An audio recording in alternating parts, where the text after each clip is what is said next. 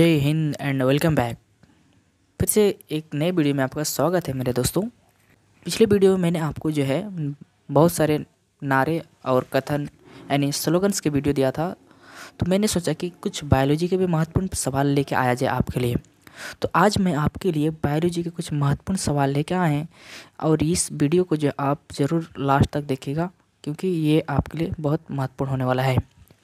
चलिए बिना time wasting के हम वीडियो को शुरू करते हैं।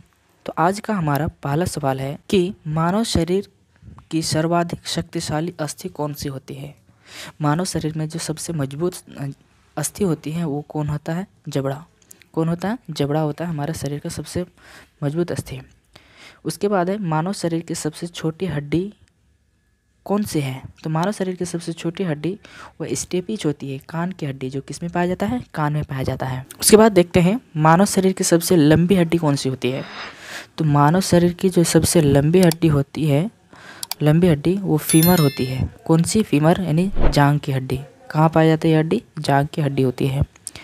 उसके बाद कहते हैं मानव शरीर में पैर की हड्डी कैसी होती है। तो मानव शरीर में जो पैर की हड्डी होती है वो खोखली हड्डी होती है। कैसी हड्डी होती है? खोखली, मतलब अंदर में पूरा खाली रहता है वो हड्डी।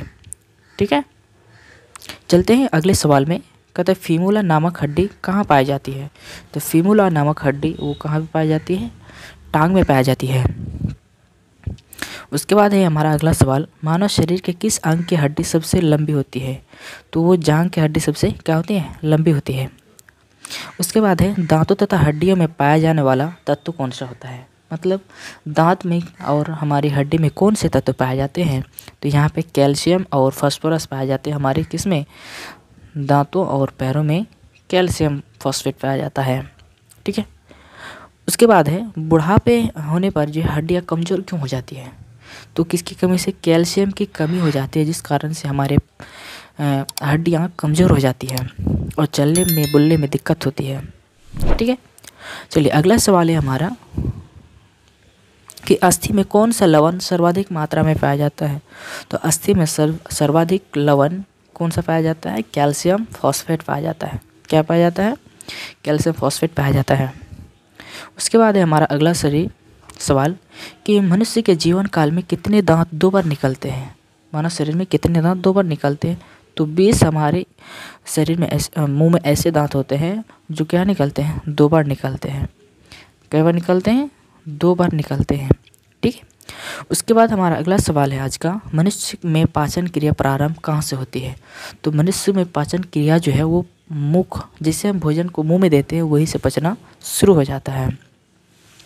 उसके बाद हमारा अगला सवाल है मनुष्य के मुख गुहा में किसका पाचन प्रारंभ होता है। तो कार्बोहाइड्रेट जो है मनुष्य के मुंह से ही पचना शुरू हो जाता है। उसके बाद है मानव के पाचन नली की लंबाई कितनी होती है।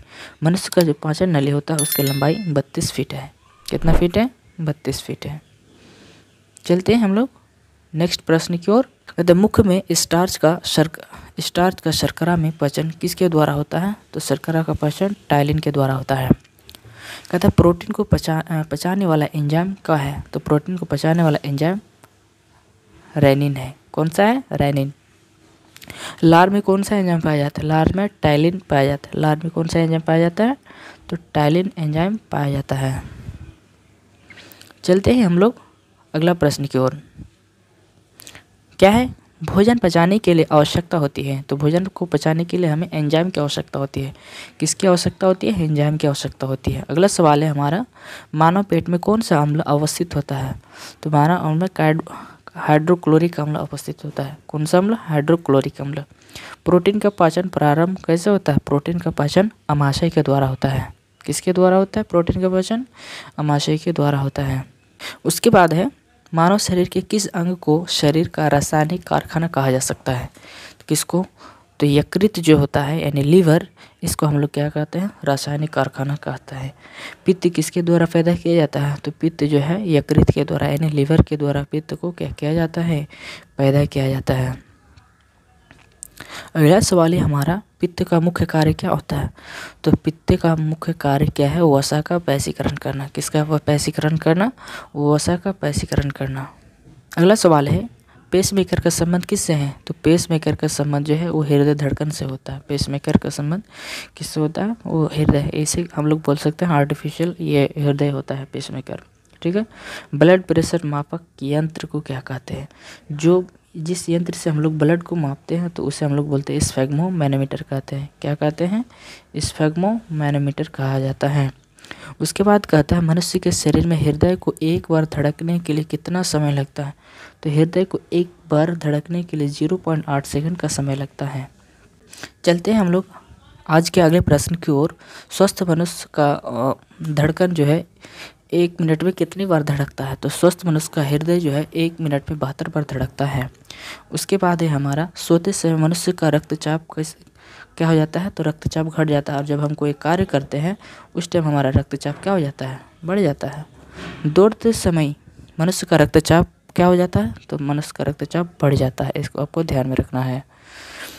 उसके बाद दोस्तों सामान्य जीवन काल में मनुष्य का हृदय कितनी बार धड़कता है? तो सामान्य पूरे जीवन काल में अगर लाइफ टाइम की बात करें तो लगभग 2 अरब बार क्या करता है? किसी भी इंसान के हृदय को धड़कता है। कहते हैं मानव हृदय में कितने कोष्ठक होते हैं? तो मानव हृदय में 4 कोष्ठक होते हैं। आपको ध्यान में रखना। मेढक में 3 होते हैं। उसके बाद है कहते हैं मानव शरीर में पंपिंग स्टेशन की तरह कार्य कौन करता है? तो मानव शरीर का जो हृदय है, ठीक है, ये क्या करता है? पंपिंग स्टेशन की तरह काम करता है। यानी हमारे शरीर के ब्लड को हर वक्त ये पंप करते रहता है। इसका यही काम है।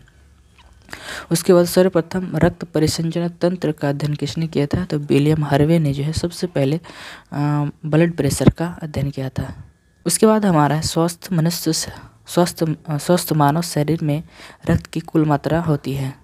तो कितना उसके वजन, किसी भी इंसान के जितना वजन होगा उसके 7% क्या होगा? ब्लड होगा। कितना होगा? 7%। स्वस्थ मनुष्य में रक्त का औसतन आयतन कितना होता है? यानी एक स्वस्थ मनुष्य में 5 से 6 लीटर तक क्या पाए जाते हैं?